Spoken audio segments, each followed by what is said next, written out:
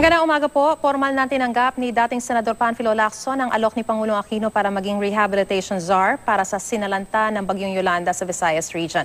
Narito po ang bahagi ng press conference ni Senador Lacson.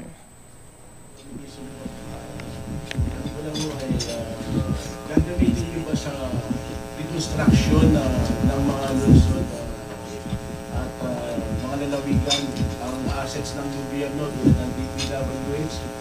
O completely kukuha kayo ng mga private sectors? Hindi. Ano yun magkahalo naman yan kasi pagka halimbawa government facilities, di ba?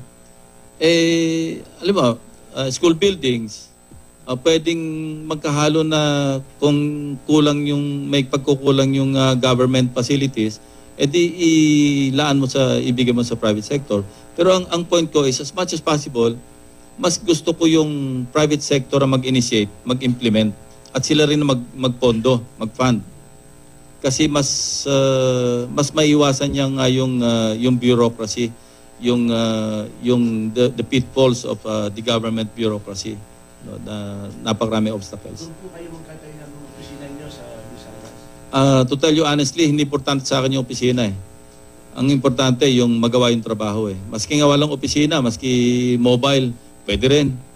Basta lang makapag... Nagtatanong mo, inaasahan nila na mabibigyan kayo ng anti-graft position ni Pangulo. Bakit biglang-bigla at nilagay kayo bilang engineer ng Visayas?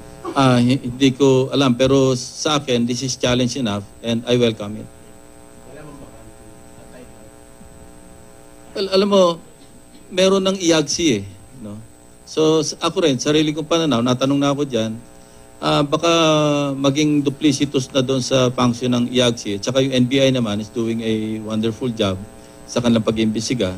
So baka sa pag-iisip na rin ng mga policymakers o ni Presidente, baka redundant na rin magtatayo pa ng anti-graft commission. Posible mo ba na lahat ng mga foreign... At napakinggan nga po natin ang bahagi ng press conference ni Senador Panfilo Lacson. Sa pagtanggap nga po ni Senador Lacson ng kaniyang bagong tungkulin bilang rehabilitation czar, hihilingin daw niya ang tulong ng pribadong sektor para pondohan ang rehabilitation at reconstruction ng mga lugar na nasalanta ng Bagyong Yolanda para bawas bürokrasya. At sabi nga po niya, napakalaking hamon po nito pero doable naman po. Mula sa Tahanan ng Katotohanan, ako po si Mariz Umali.